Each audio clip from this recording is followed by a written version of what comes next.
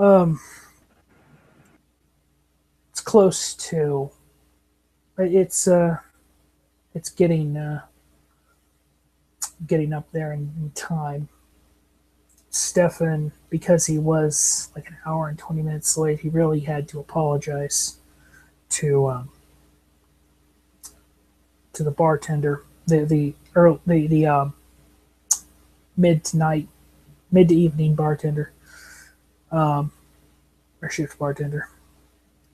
Uh, he'll make it up to him at some point. He just has to figure out what. Um, but he's been hard at work, not only serving drinks, um, ringing up those drink orders, chatting with very limitedly chatting with the guests in the last resort tonight, of which it's been fairly busy. It's about 1:30. It's about like 1:30 in the morning. The crowd, even on busy nights, usually dies down about 1:20. He's been hard at work all night, also doing some routine cleaning to keep all of the work from a month or two back, to keep the bar looking that pristine way that he helped it get to on the inside. Make sure it keeps gum off the bottom of tables, food debris on the carpet. He uses the vacuum in the back to kind of vacuum the carpet up, sweeps, all a bunch of routine stuff, normal stuff. After a little bit, he can feel the mental exhaustion kind of setting in.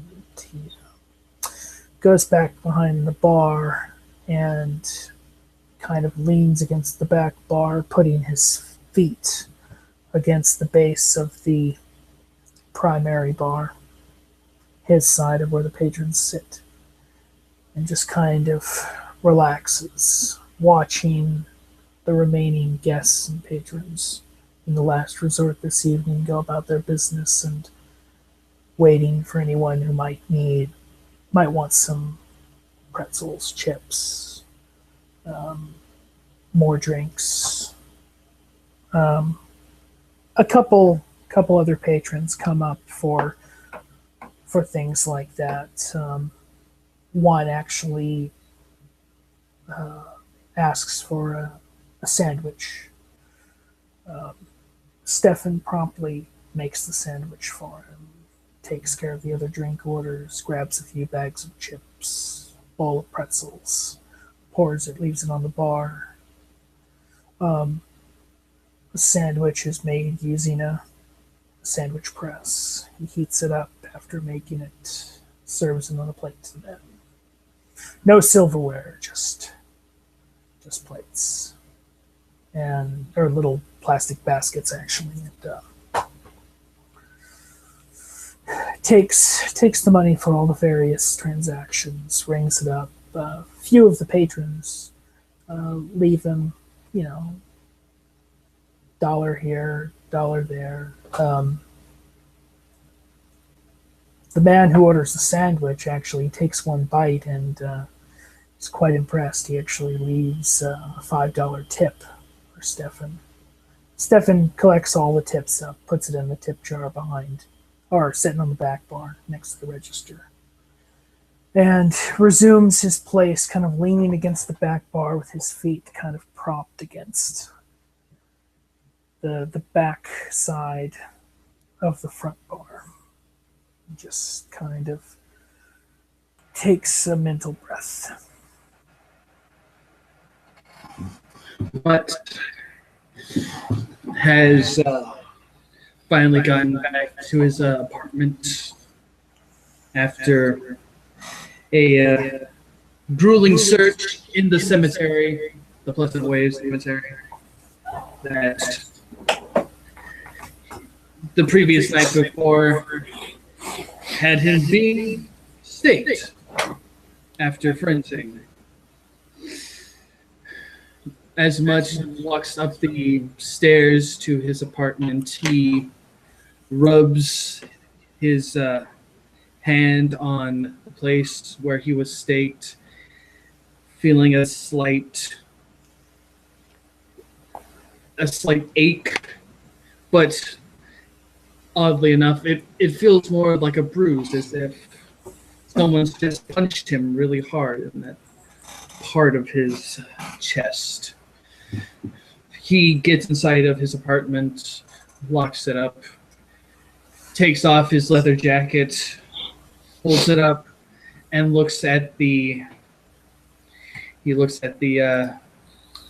hole now in his jacket. Fuck. I really like this jacket. Had this thing for like 5 years. He kind of says to himself as he throws it onto a chair, takes off his shirt. The shirt he didn't really care about. He usually just put on whatever. The shirt itself could easily just be thrown away if he desired so. But the jacket was something special. Jacket was something that was a part of his identity. He kind of thinks to himself, I'm going to have to fucking buy a new one. Wonder if there are any thrift shops that are open a little bit later than usual. He gets he removes the rest of his clothes and takes a shower. After drying himself off, he again inspects the bruise where the stake had gone, uses some of his freshly attained blood to cure up that bruise right there.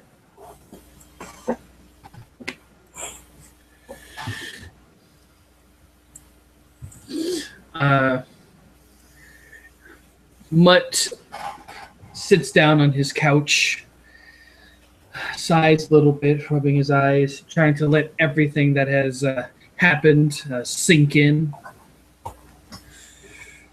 He reaches for his phone in his side pocket,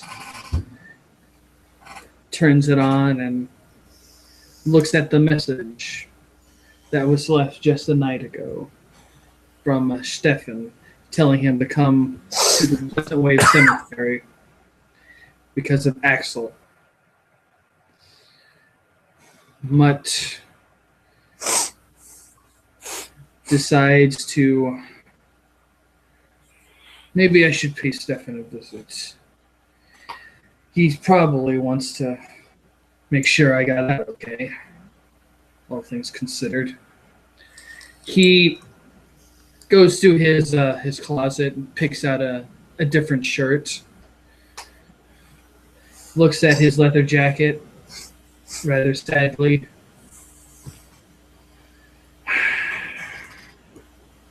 He takes it off, keeping his gloves on still.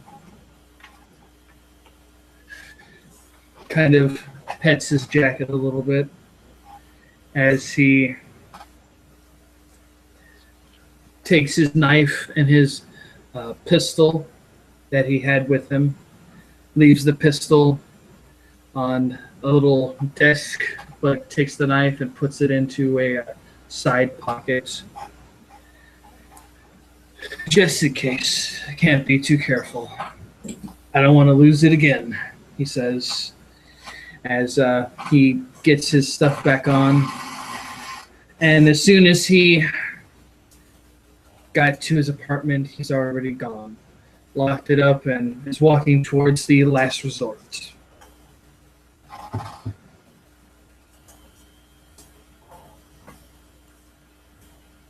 Now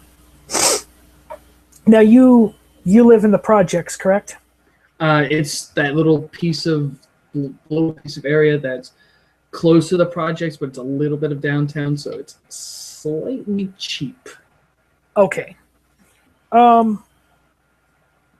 As you are, walking through the projects, maybe tonight you're taking the same route as always. Maybe you're taking a different route.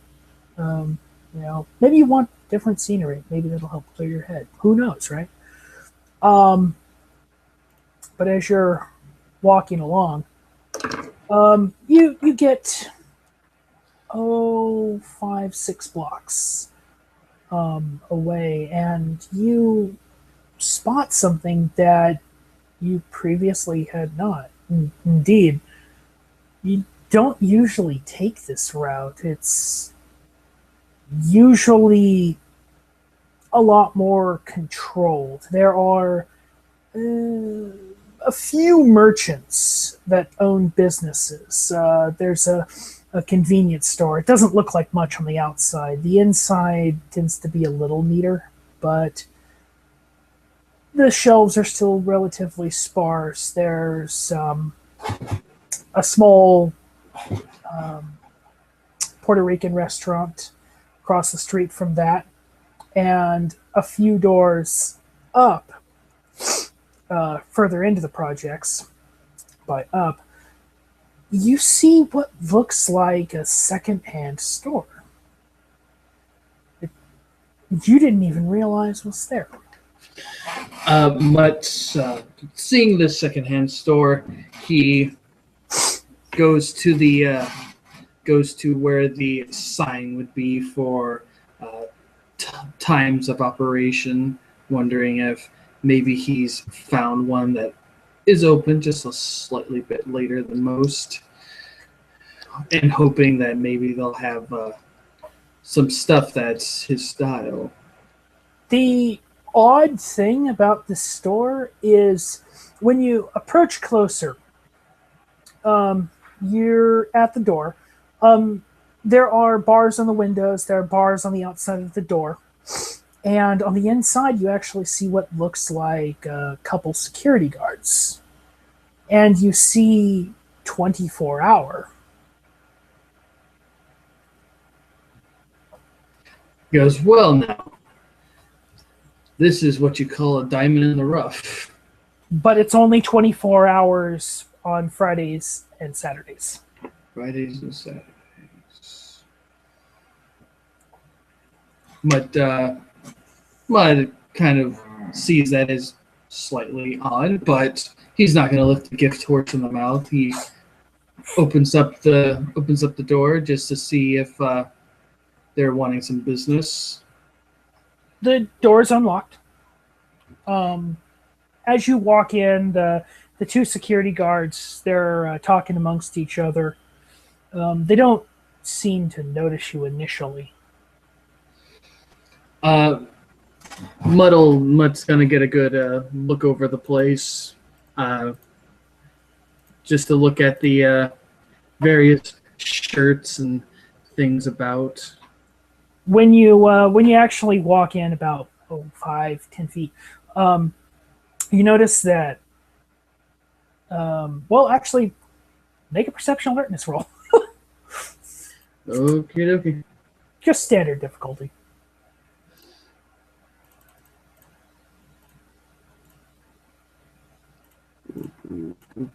Oh yeah, you notice it. Oh yeah, easy. You notice that you pass through what looks like one of those old beat up or old like what is it? Metal detector styes, and it goes off.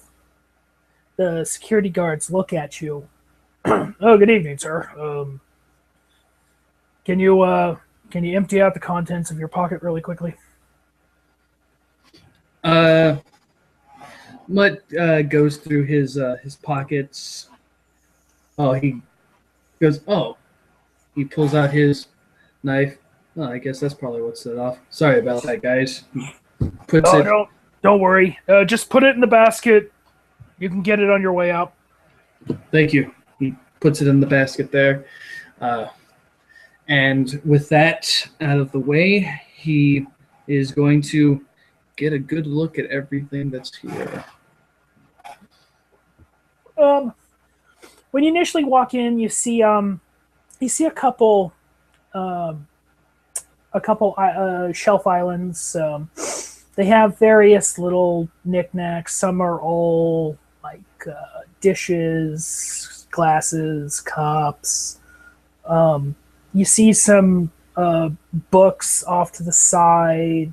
What looks like a sign that says books above it. Another that says music. You see CDs. You see cassette tapes. You see records, and even something more odd. Does Mutt know what an 8-track is? Yeah, I think his dad had one in the. I think his dad had one in the old car that they used to drive, but it was disco and kind of Puerto Rican style music. As you make your way further back, it's rather crowded in here. It's not as, I guess it looked bigger from the outside, but when you get inside, it's rather cramped, full of stuff. You walk back a little bit, and you get into what looks like a clothing section, and there is a rack that appears to have outerwear, jackets, blazers, sport coats. Business casual. You see some casual stuff. You also pass a rather large, like standing 6 shelves up the wall, full of shoes.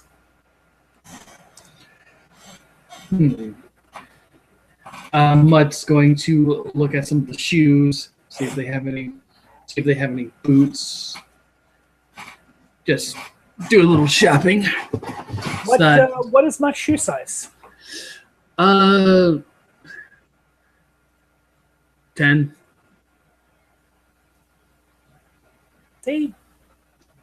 And you're looking for what type of shoes? Like boots, like it could be like work boots or like combat-ish boots. You do find a pair of size 10.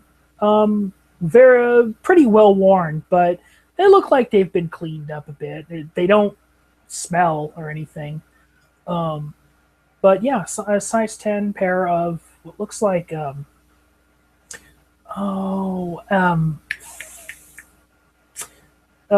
Martens. What goes Doc Martens? They're high. They on Mutt they would come up high on the calf, and they lace up the leg. Men's shoes. Mutt looks at that. He looks around for like the price tag on it, see how much they cost him. You do find one of those cheesy little stickers on like the shoes are sitting next to each other. So when you kind of move them, you notice that cheesy little sticker, and it says $65. The dog disapproves.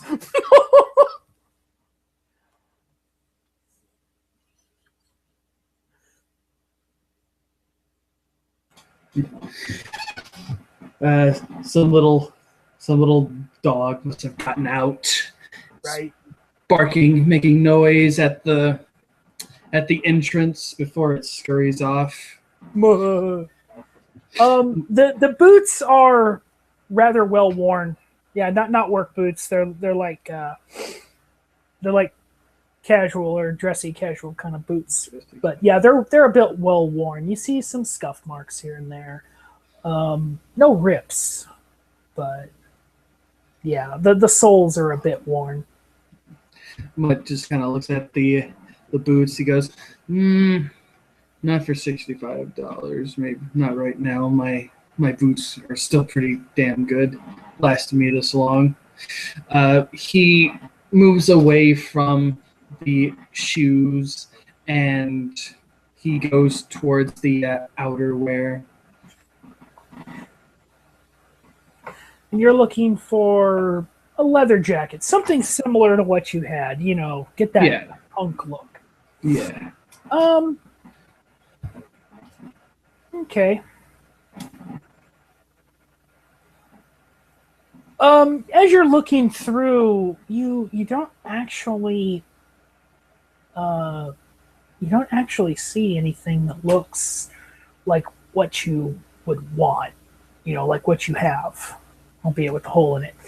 Go ahead and make a perception alertness as you're looking through.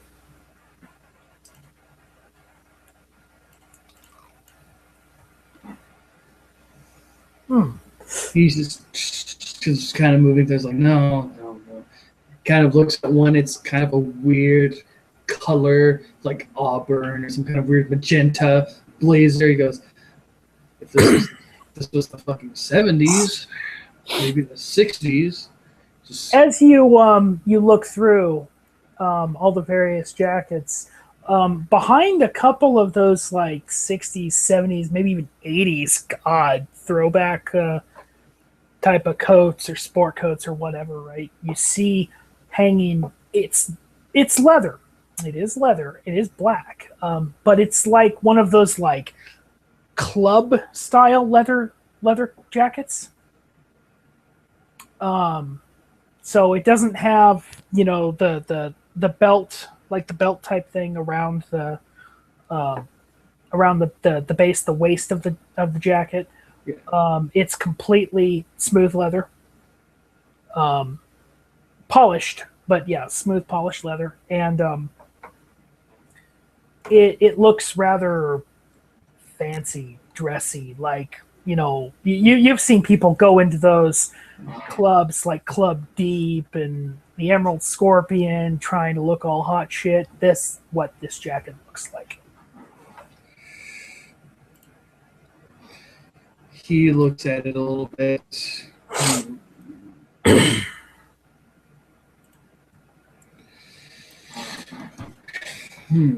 He just kind of keeps looking at it.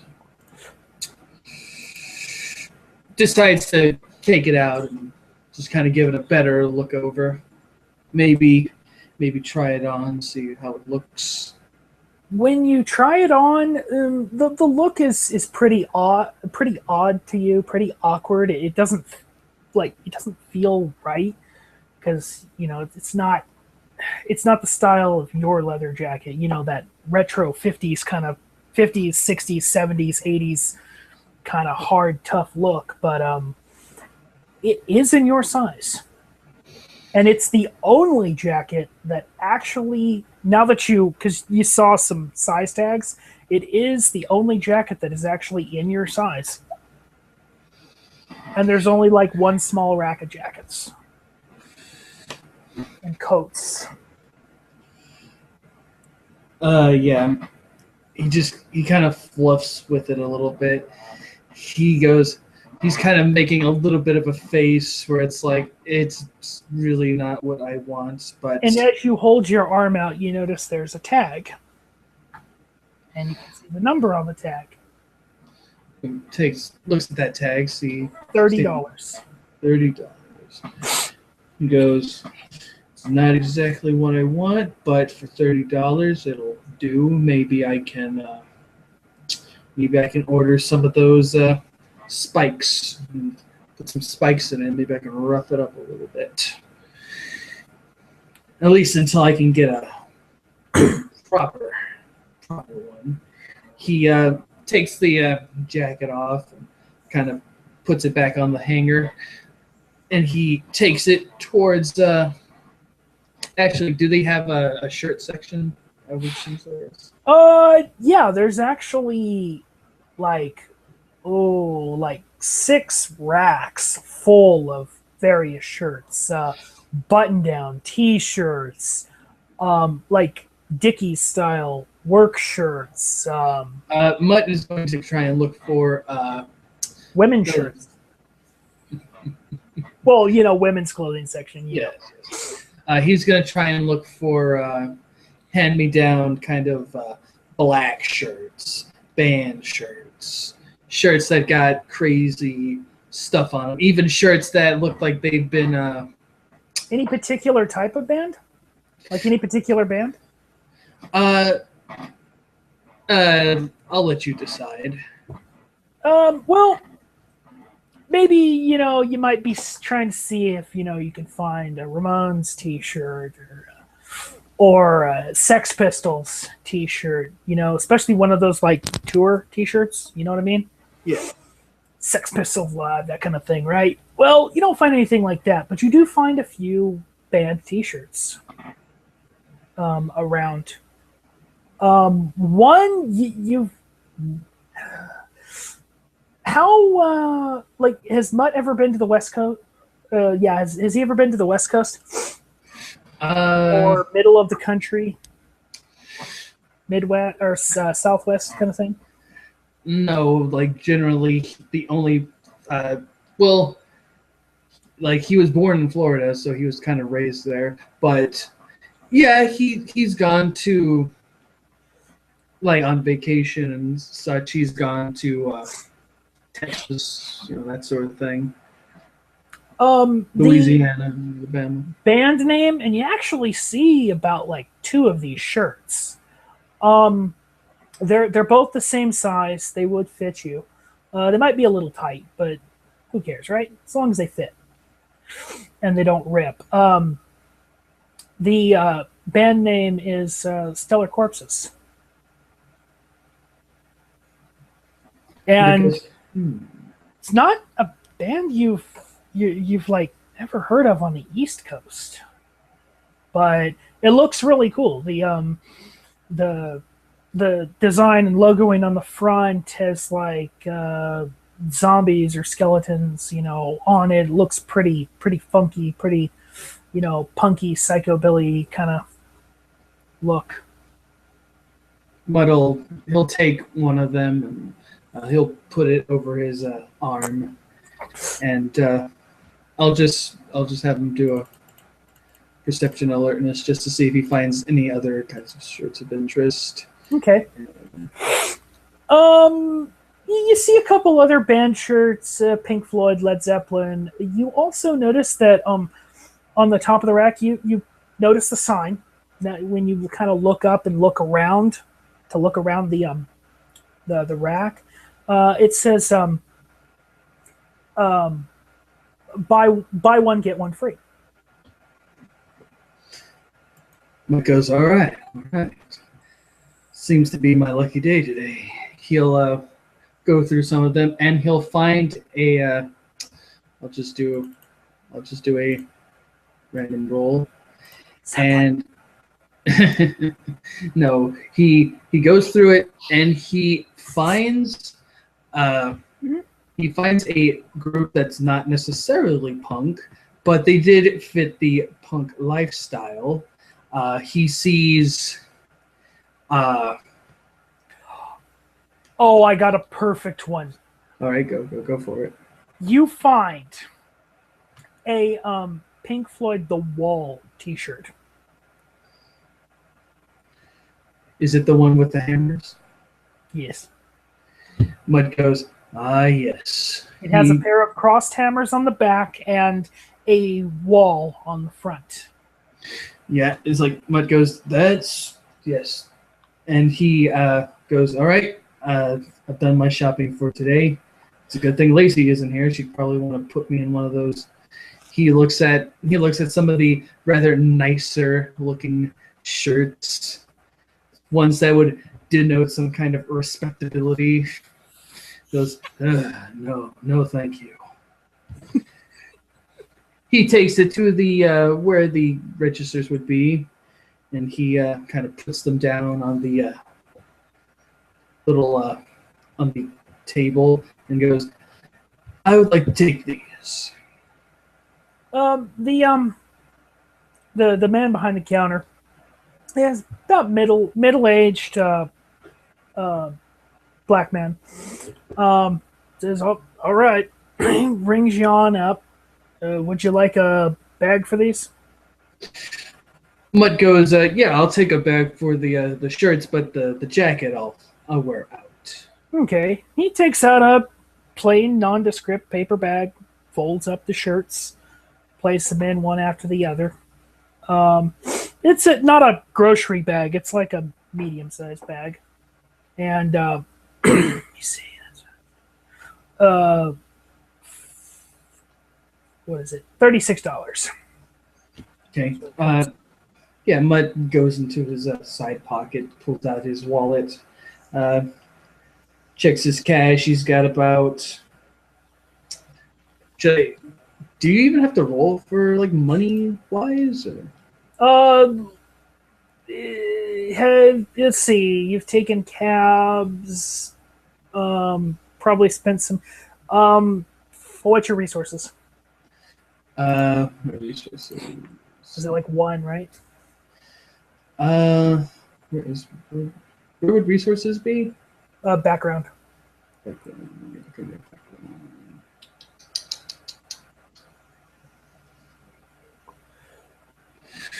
Let's see. I have a 1 in resource. Okay. So let's say you're down to like your last $50. All right, Mutt he'll take out. Okay, he'll take out $40, slide it right there. The man takes the money and it doesn't take long. Draws $4 out.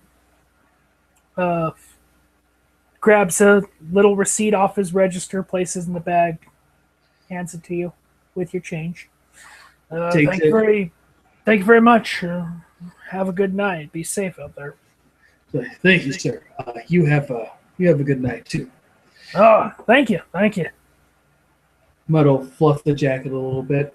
He'll walk to the door where the security men had told him to leave his knife. He'll pick up the knife, put it back in his back pocket, and he'll walk out, and he'll walk towards the last resort. He was slightly sidetracked by this, but he shouldn't have much difficulty getting back to his main goal. As you walk out, you kind of put the bag between your teeth, throw your jacket on, check your wallet just to make sure you put it in your pocket. Yeah. And zip up that pocket. Grab the bag. Maybe you kind of put the bag in one of the jacket pockets. Yeah. And you're down to your last $14, but you're used to this shit. Yeah. So you got $14, half a pack of smokes. You're feeling good. And It's like typical Saturday. Right. Fucking broke. You resume heading toward the industrial district to the last resort, and you kind of seem to remember taking a shortcut. Actually, give me a wit streetwise. Let's actually see. Let's leave it to chance. Damn it.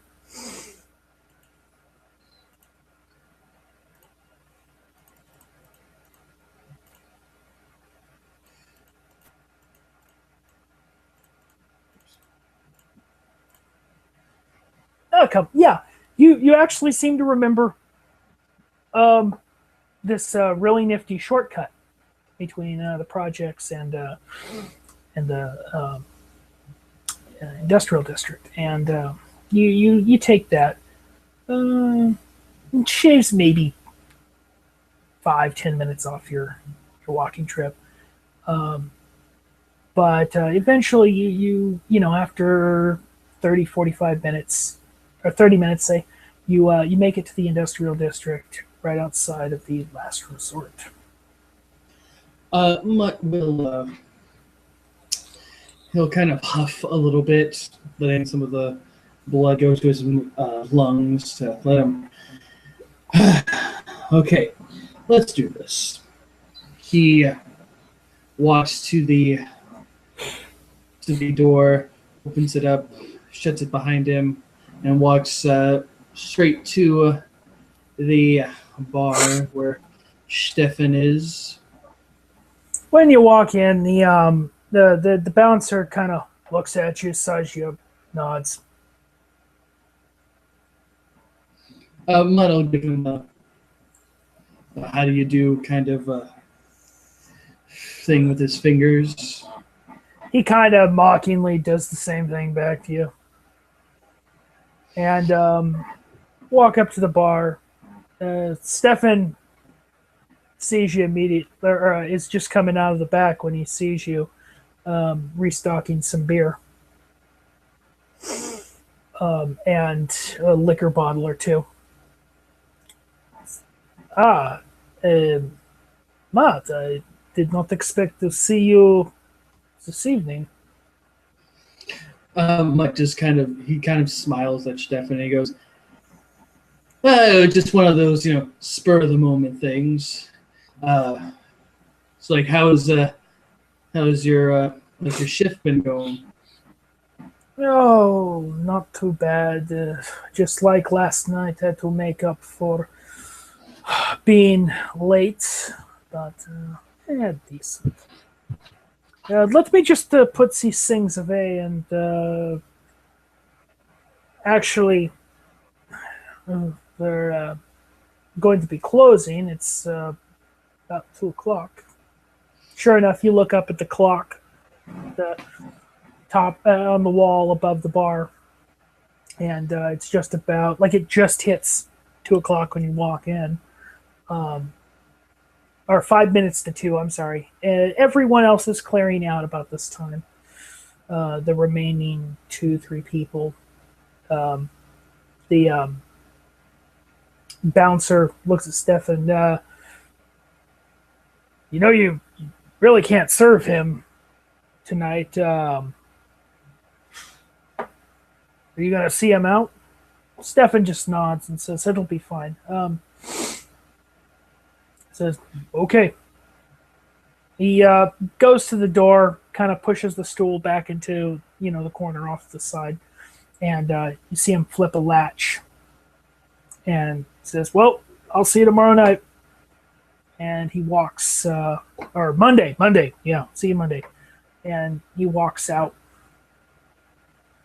And you hear the door latch behind him. By this time, Stefan has, liquor bottles, beer, replaced. He actually takes a rag and gives the bar top and the edge one more wipe down. And it's you and him in an empty bar. Mutt will go, Stefan, about what happened at the cemetery. Thanks. I trust, you were unharmed, so I trust you. You have no hard feelings. It's good. Mutt just kind of goes, no, he just kind of goes, I just kind of wish my jacket didn't have to get a hole in it, but, well, he kind of goes, well, given the circumstances, I guess it would have been, that would have been the best outcome. Wow, I am on a lucky. I am on like a luck stint tonight. Your jacket. I apologize. He looks back at his tip jar really quickly, and you actually like it, you can't help but catch your eye when he looks back at it. He kind of picks it up, grabs some money out, places it on the back bar, and it appears that he's made like $60 in tips tonight. He kind of quickly gathers it all up in denominational order from large on the bottom, or I mean, small on the bottom, large on the top. He says, "Well, I don't know if this will help, but," and he sets it right down in front of you. He folds it, places a rubber band around it. Um, Uh, is 60 enough to mend your jacket? Mutt kind of goes, Stefan, are you sure? I mean, I don't want you to get in trouble or anything. They are tips. I can do with it what I wish. Mutt kind of goes, well, fair enough. He'll take it off. He'll go, you know what? Let's split it. You know, he'll take 30. He'll give Stefan the other 30. He goes, I think that's fair enough. It's like, it's just a jacket. I honestly, it's just a piece of clothing. What's more important is that, well, we're both still standing here. What is important is what makes your identity. And he kind of puts his hand on the other 30. I insist.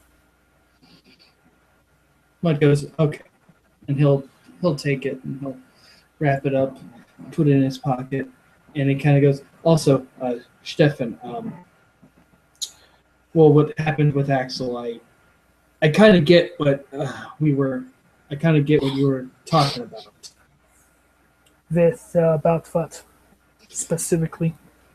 When I came here talking about, about the nos that was missing, that you didn't really want to say anything, right?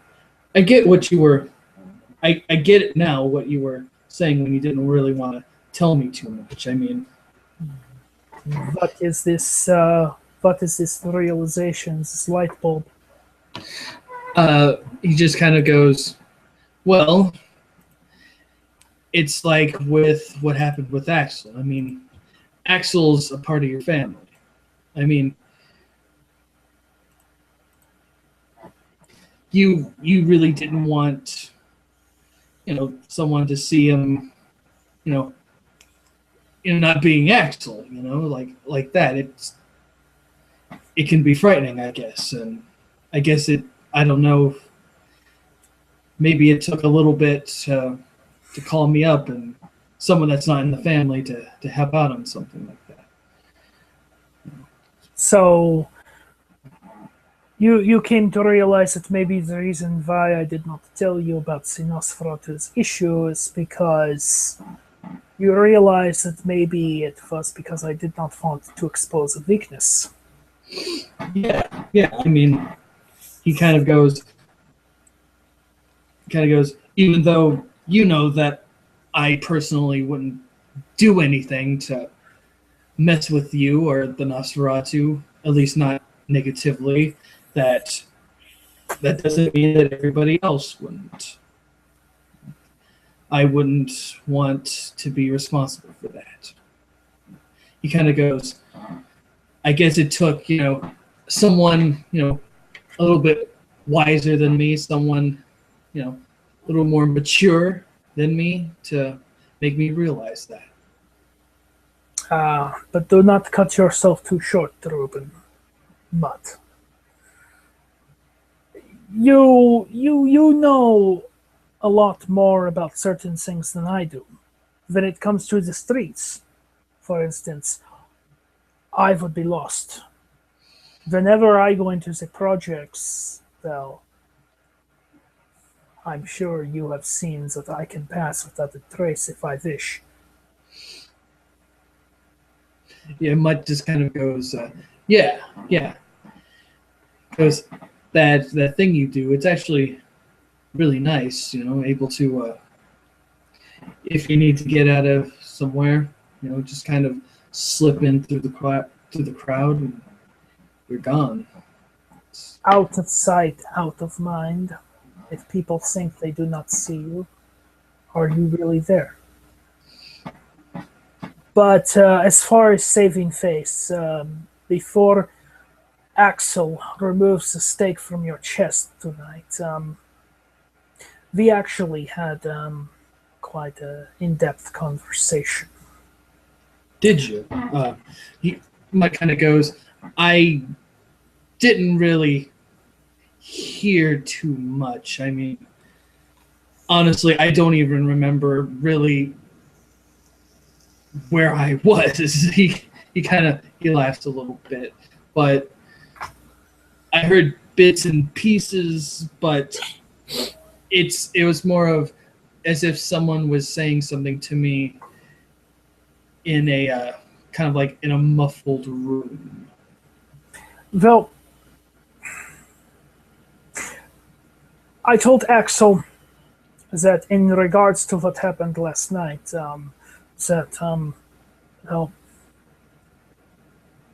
correct me if I'm wrong, but it seems that many of the Brujah report to somebody. Who do you tend to report to, if not your primogen?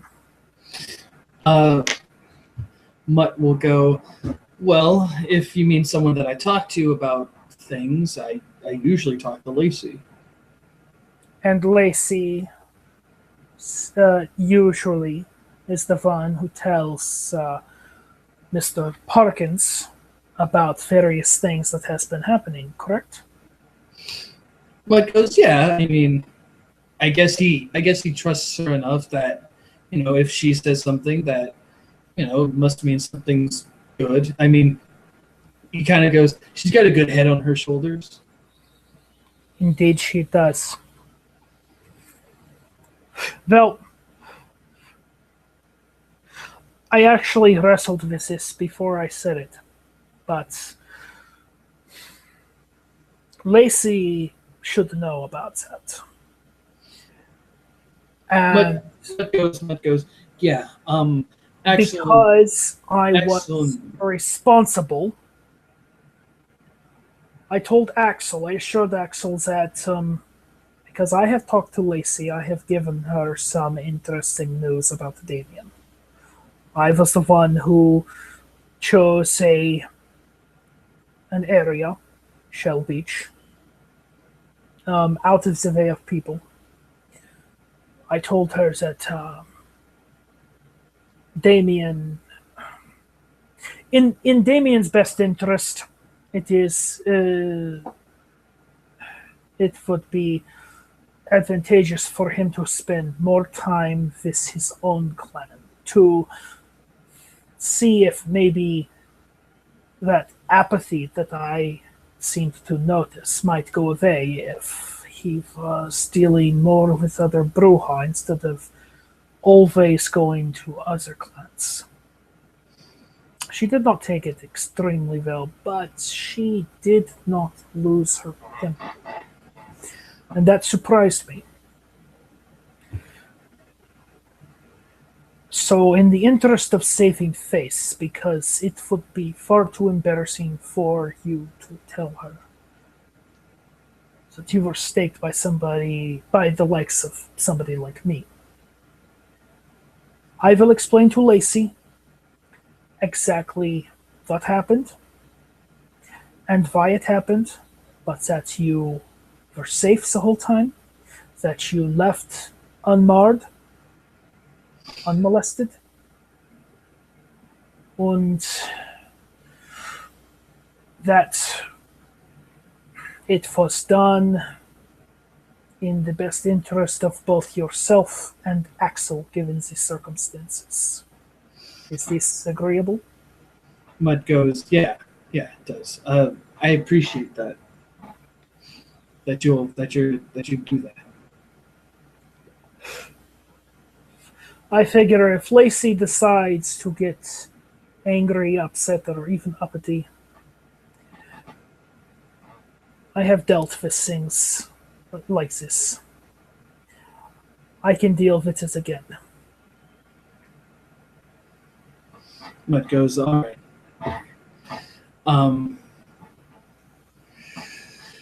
Mutt thinks about it again for a second, wondering if he should even ask this, but he kind of goes,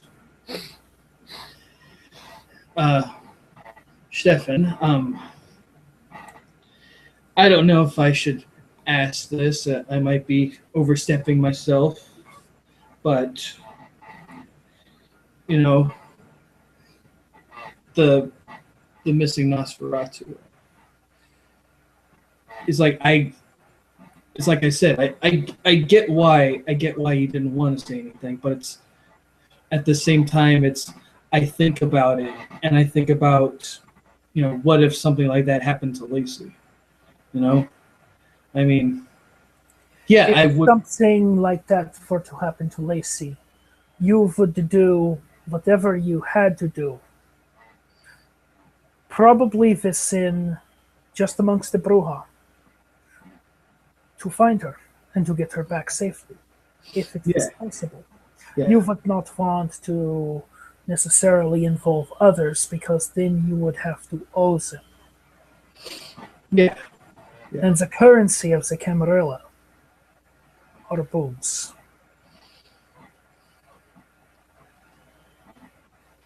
Well, not the only currency, but the one that really matters to a lot. yeah, The missing Nosferatu, the information that I gathered was it could have been preliminary, it could have been true, it could have been false, there could have been some truth hidden amongst all of the data accrued. I do not know exactly what it was. I gathered what I could. I reported back to my Nosferatu contact and made good on my end of that bargain. That was paying back a minor boon for a minor boon. A favor for a favor. I do not know precisely if it was all correct or if there was a hidden message somewhere in there. But I have not heard anything since, so I do not know the current information regarding such matters. I would say if you know Thomas and the fact that you know about the four-lane theater, you must. You could ask him, but in my opinion, I would say, I would tell you there can be more important things for you to do. And I don't believe it would be necessarily a good use of your time or even a good idea to ask. The Nosferatu could question you. He could ask you, how did you find out about this? Who told you? This would not necessarily be good for me either. no, and Mutt goes, no, I wouldn't want,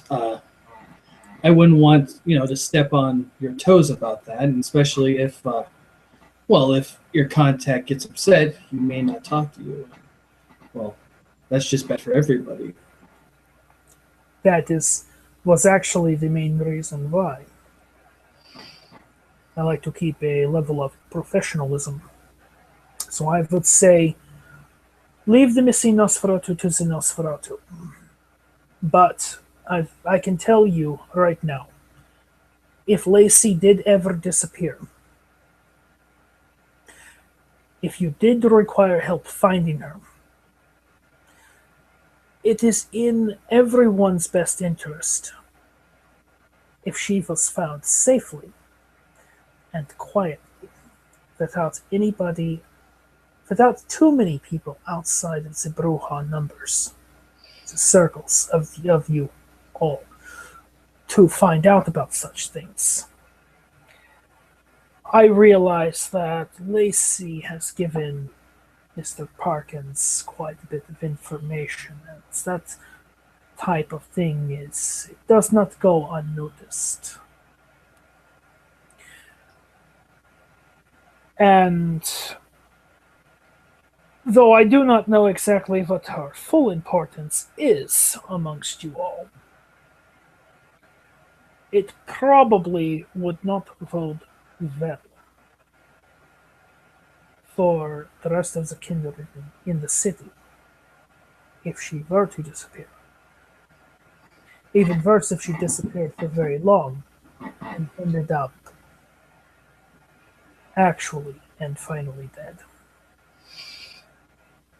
Yeah, Mutt just thinks about that a little bit and he goes, yeah, it would not be very good.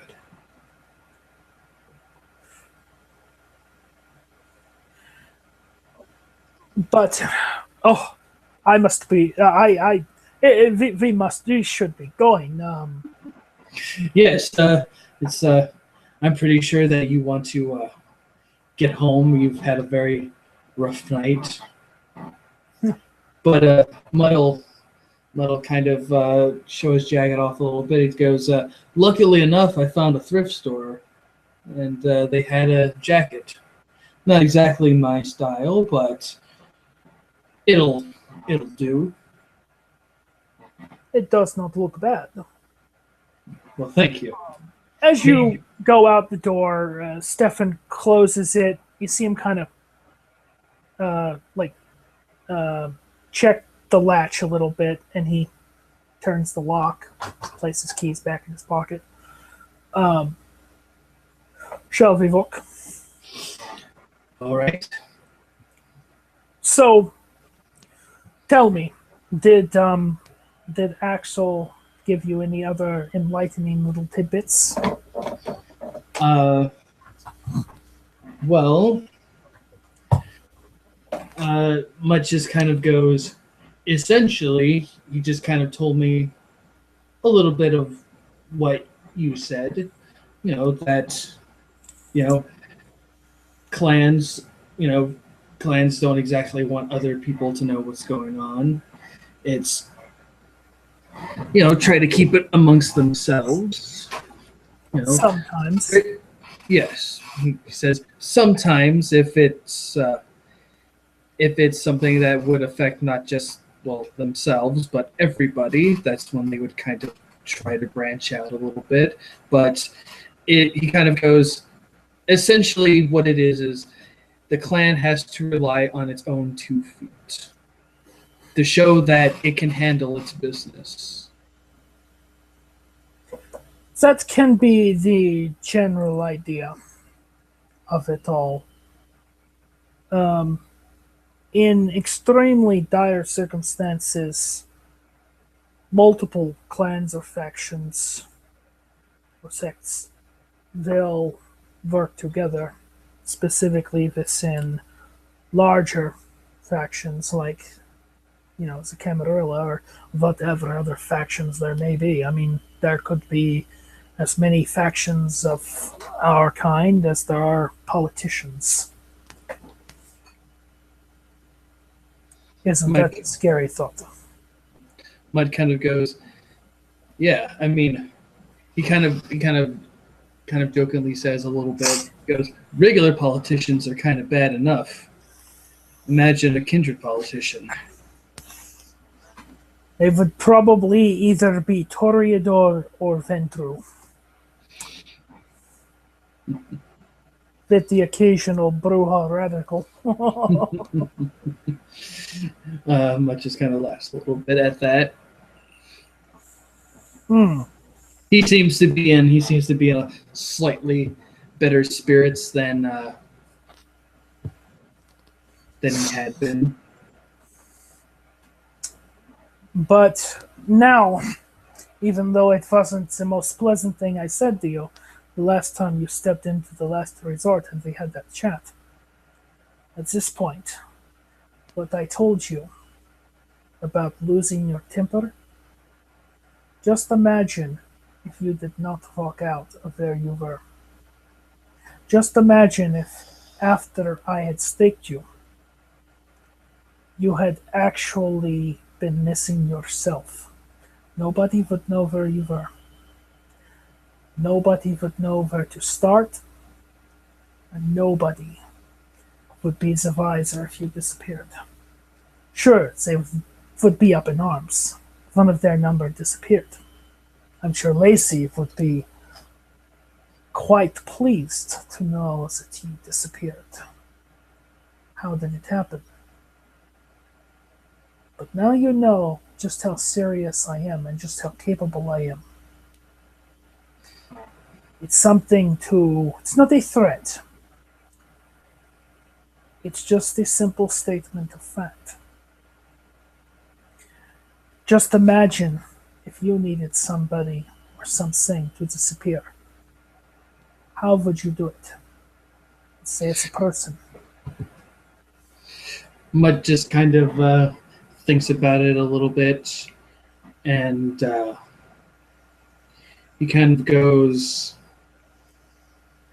"Well, if it was me, I would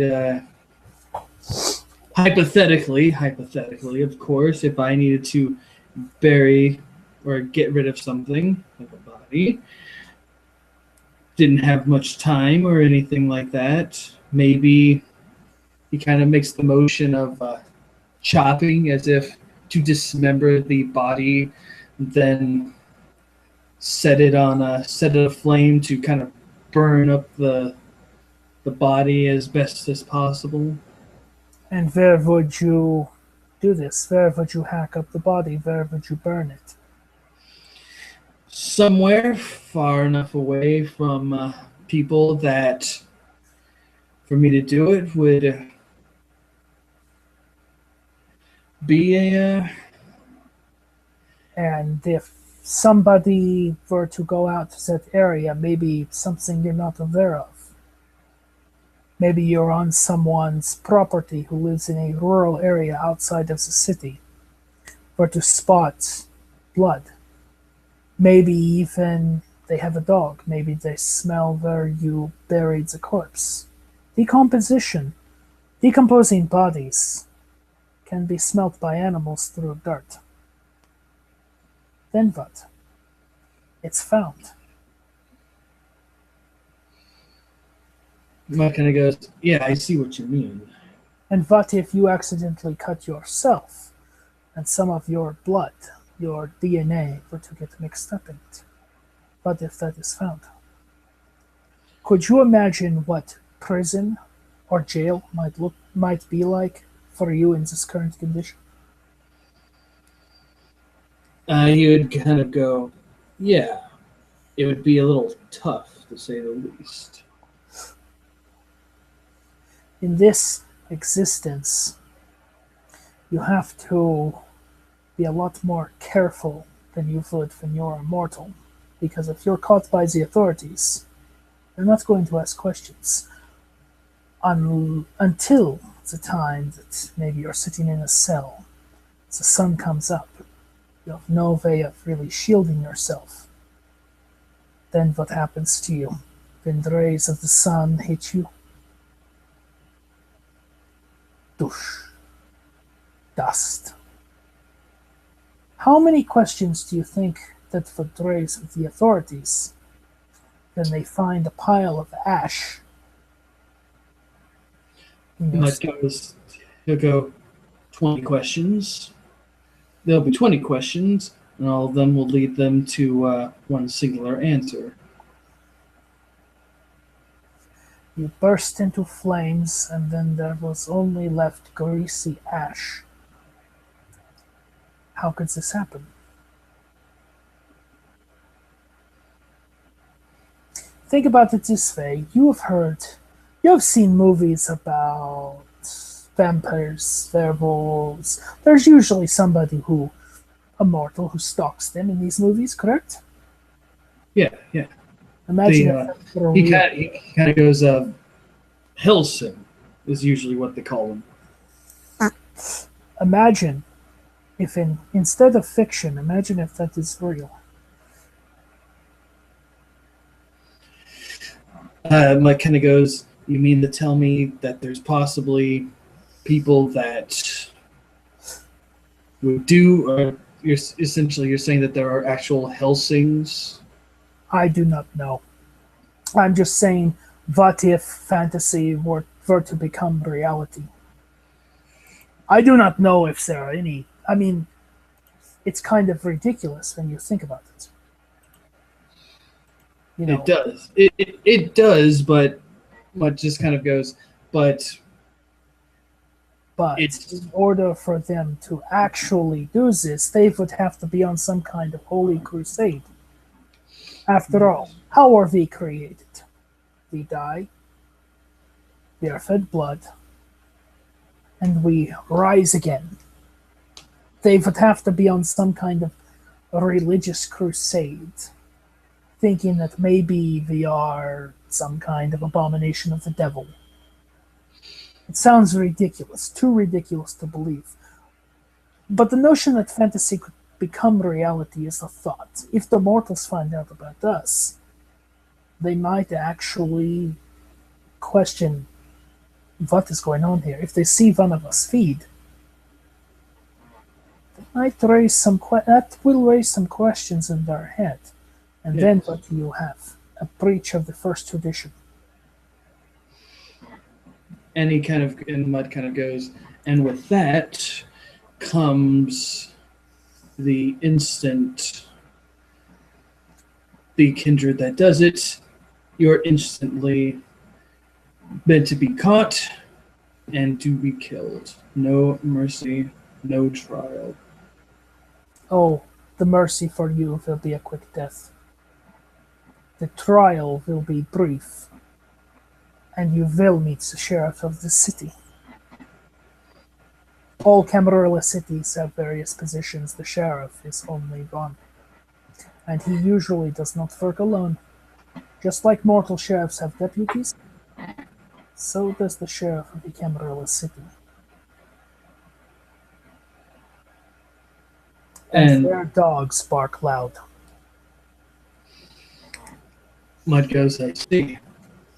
Well, this dog in particular, he's going to try and be good and not cause any unnecessary trouble.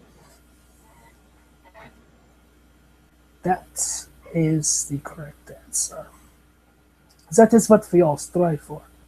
Sometimes it happens, sometimes it does not.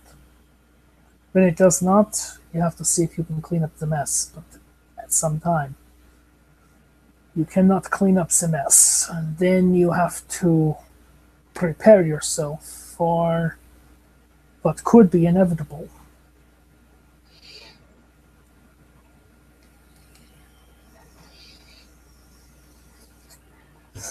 Mutt kind of goes, yeah, I'll certainly try my best to not let that happen to me. But don't be paranoid. After all, one of the traditions states that only the eldest has the right to destroy another. That insinuates that one of us, we do not want to see another of our kind dead. Just like no mortal wants to see one of their neighbors or family members or friends dead. Death, murder is quite a hard thing for most to swallow, even amongst us, and we can what, live forever? I can guarantee if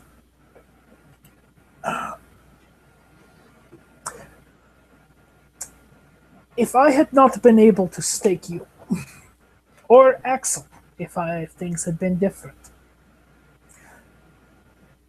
you would have found out that, yes, we may seem like we are immortal, but if enough damage is done to our bodies, we will cease to exist.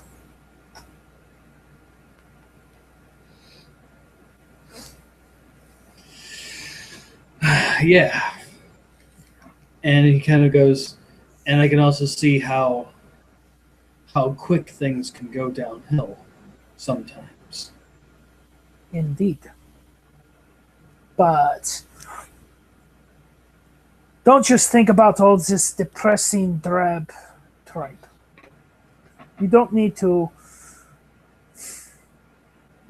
be brought down by it. Don't dwell on it. Just remember, be careful. Do what you're supposed to do. You feed, nobody sees you. Nobody's the visor. And just go about your existence. Go about your life.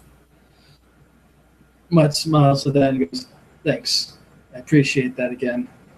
Where exactly have they been? Like, are they near any kind of landmarks, areas?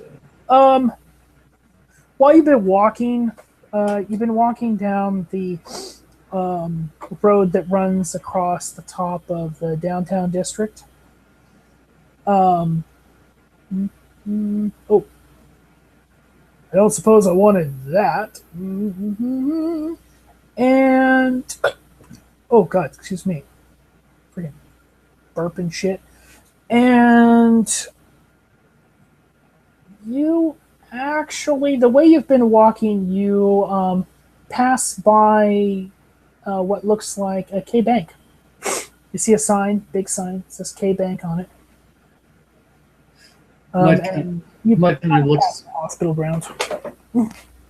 Okay, so they're basically by the hospital, more or less. Well, you passed the hospital. Now you're passing by K Bank. Okay.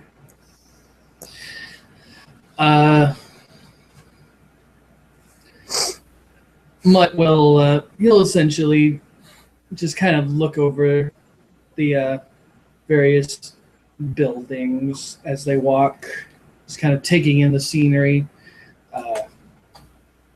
He kind of goes, "Nice night tonight. Not too hot, not too rainy. Just nice, kind of quiet." Usually, even summer rains do cool the air a little bit, and it is, even though it is overcast, it's good to have a dry spot once now and again. But yeah, I will get in contact with Lacey, and everything will work out the way it should. But I need to actually be headed this way a bit. Okay. Mutt will shake Stefan's hand and say, "Thanks, Stefan. Thanks for everything. Not a problem. I'm glad I see that you get home safe." I will. You too. And after they have shooken hands, Mutt will walk. He'll kind of think a little bit and he'll pick out his phone to look up maps just to go. Okay, so I need to go this way. Stefan separates from you a little bit, and if you look up from your phone and you look in the direction that you last saw him walking, you don't see him walking down the street. Mutt will go, "Okay, like I said, really, really good move." And he'll just finish up on his phone. Finds it's almost as though a cloud comes over your eyes. Okay. Mutt kind of puts his phone away a little bit. Okay, what's going on here now?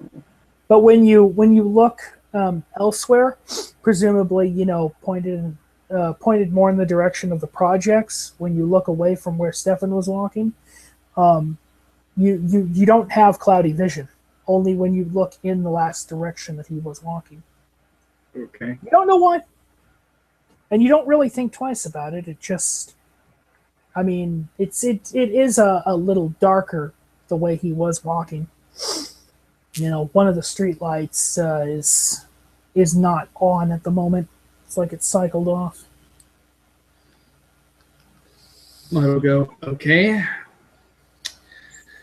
probably not that way." He'll get his phone out again and just to confirm how he needs to get back to his apartment. Straight north. North. He'll put it back in, and he'll start heading north. And he'll head back to his apartment for actual rest. As the two kindred have parted ways at this point, they make their way to their respectable havens, and the rest of the night continues along its rather quiet course in New Sarum as people have wound down before the morning and whatever activity starts in the city.